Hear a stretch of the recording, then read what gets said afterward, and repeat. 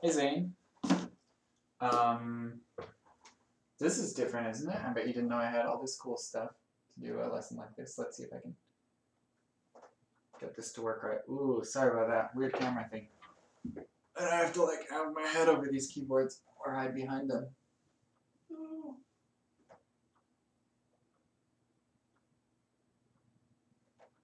Anyway, so you've been working on several pieces in your book. We had music box on page 8. Everything on pages 10 and 11. Now, we're not having a lesson today because of your cold, and then I won't see you next week because I'm going to be out of town. So I want to introduce to you a few new pieces today, and you can use this video and look back on it if you're not sure how they should sound or whatever. I'll play them. You'll be able to hear them. You'll be you can see my hands on the keyboard. And if I play notes, they light up on the other keyboard. So that should be plenty as a reference to help you figure out what you're doing. I'm going to start with somersaults on page 12 in your book. When you start it, make sure your fingers are on the right notes. The very first note is in the top staff, so it's for your right hand, and it has the little 4 on it, so it's 4th finger. Find your right hand, you can see it on the screen there. 4th finger is this one. And it goes on the note that's 1 above treble G. Treble G is here. 1 above is this. So I'll put my 4th finger there on that note, see? And then my other fingers will just go next to it. You can see my hand there. So those first 3 notes go down. They go like this. Then the next note is in the bass clef, which means it's for left hand. It's on middle C, which you should know what that looks like, and it has a 2 for finger number 2. There's my finger 2 in my left hand. Here's middle C. It goes there, and then it goes down 1, back up. So the first measure goes like this.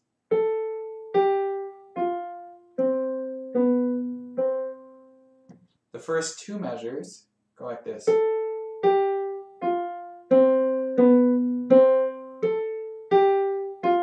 1, 2, 3.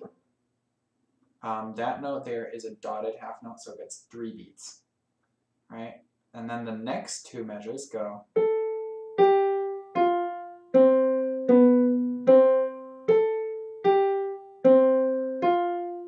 Now, you may have noticed there at the end, it goes, in the last measure we have this.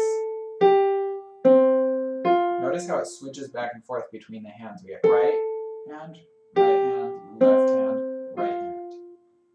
So the whole song.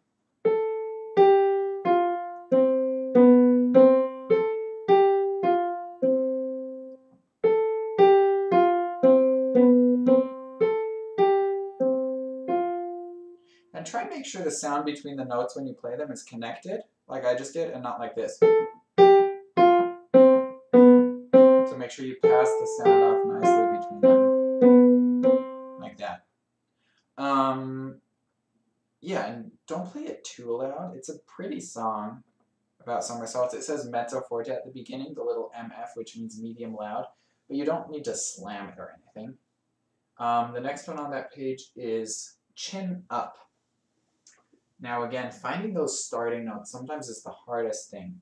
So the first one here, and I want you to sometimes do this without the video and really figure these out on your own. The first one, it's close to middle C, but it's not middle C because it doesn't have the line going through it. But if you think about where middle C is, this note is higher or lower? It's higher. It's just 1 above middle C. Cool, so here's middle C, which means that's our first note. That's a D, and it's in our right hand, 3rd finger, right here. So that piece, we have that note, and then it goes down 1, up 1, up 1, down 1, down 1. That's all quarter notes so far. That's the first 2 measures, like this. Oh, and then I need my right hand, 4th finger straight on bass F, right there.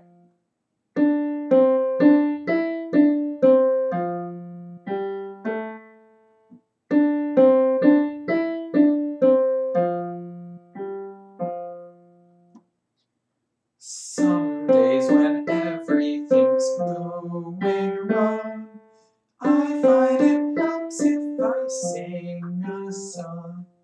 I don't know about you. I don't sing songs when I'm feeling bad. I usually go talk to someone. But maybe you sing songs when you're feeling bad and it helps you feel better. Listening to music can help sometimes. I do that. Okay, and now we're going to look at a big piece, Robot, on page 13. By the way, you don't always have to watch this whole video. Just skip around to the pieces you want to look at. But Robot on page 13. Now, I know it looks big and complicated. It has 4 systems of music, right? It's the whole page. Looks really long. Well, it has a ton of repetition. All right?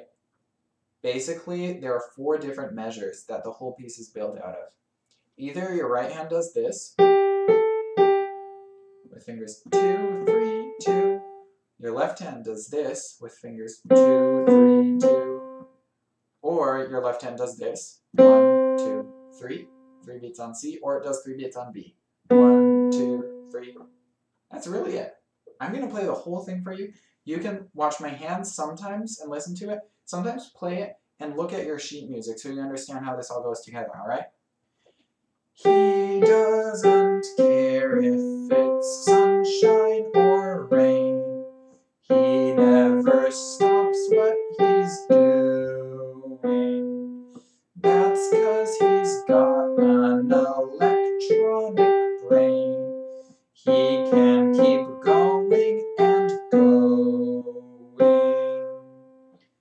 Now I'm going to warn you, when you're playing through this, that last time, the left hand almost always starts on middle C, except right there, the last 2 measures, it goes B and then C. So when you're playing the last system of music, the last 4 measures, he keeps, you can see the words are he can keep going and going. Make sure to practice those and get that B. So you go, he can keep going and B, C. It's very tempting to do the C. I hear it all the time. But it's...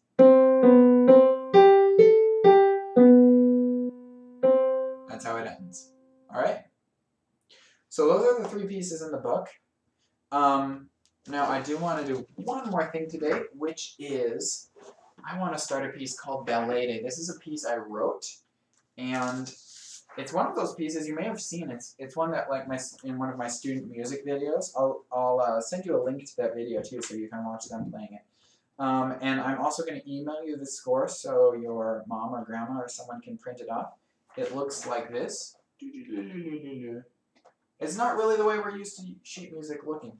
That's because I want to review note names, and so with this one we're going to use the note names to learn the piece. So if you look at the first line here, it says E, F, E, D, C, D, B. Which E do you play and what fingers do you use? Well, there's a thing here at the bottom. It says, play it twice in one or both hands. Place the lowest finger on B and the other 5 next to it. Check this out. A B, any B. I'm going to choose this B right here. That's a B. Okay? My lowest finger. Which one is lowest? My thumb. Thumb goes on there. My other finger's next to it. Boom. Beautiful, isn't it? Ooh. Does this show different shades of red if I play... Hold on. Look, if I play them quietly, they're light red, and if I play them loudly... they're dark red. Ah, cool. I didn't know it did that. Okay. So I'm going to put my hand there. I'm going to play it in my right hand. Now it starts on E. Do I have a finger on E? Oh, sure enough, I do. Right here. My 4th finger.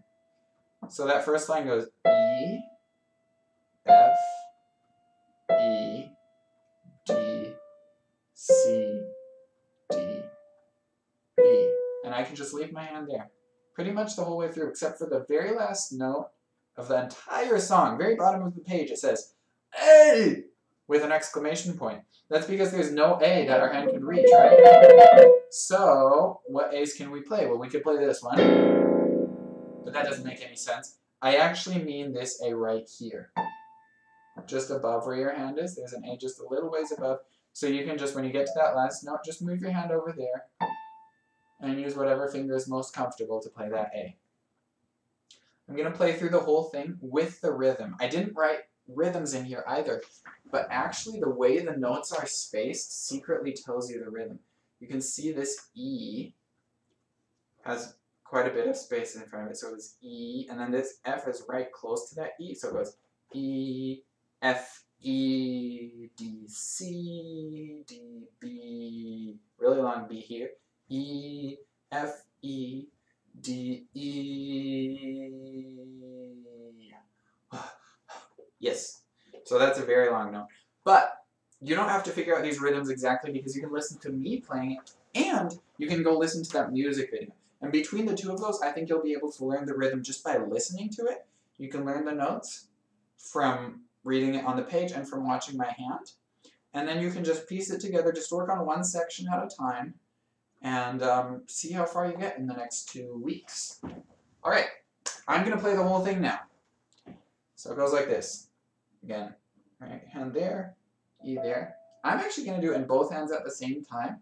So with my left hand, lowest finger is now my pinky. I'm going to put it on a B as well. That way I can see lowest finger here is B, here is B. So I'm just doubling it. So I'll just do it in 2 hands at once. You can do it with whatever hand you feel like. I'm guessing right hand, but whatever you want. You could also learn it in both. That would be awesome. Because then maybe you can do it in both hands like I'm doing right now.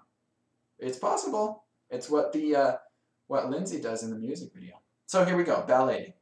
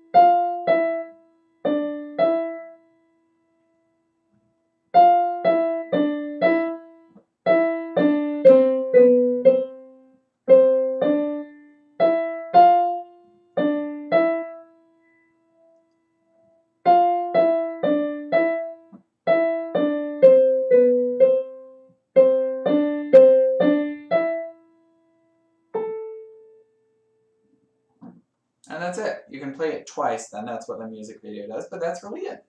I don't necessarily expect you to learn this whole thing in 2 weeks. It's a little more of a long-term project. If you do want to practice a lot of it, I'll give you one more hint for practicing it, which is that down here where we get to the line that starts with Fed, F-E-D, you notice we have a lot more notes in this line? Well, you can practice just this here, F-E-D-E.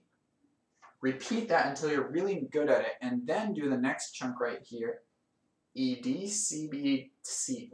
That's hard to say. Anyway, that chunk.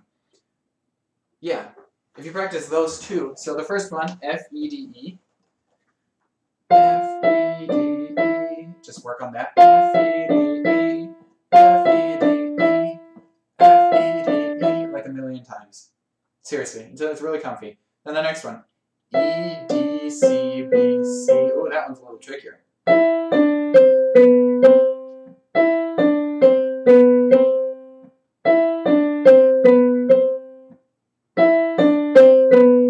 And then, once you're comfortable with both of them, you can try stringing them together.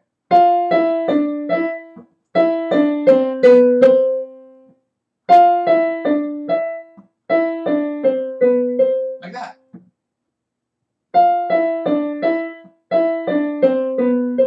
And then you're well on your way to learning the whole piece. Well, I hope this works. I've actually never taught a lesson quite like this before, so you'll have to tell me what you think. And yeah, I hope it works for you. I will send you, well, the stuff. It'll be in the email. This video, the music for Ballet Day. I think, wasn't there something else? Oh, a link to the music video of Ballet Day. Yeah, get well soon. And I'll see you in a couple weeks. Bye. No.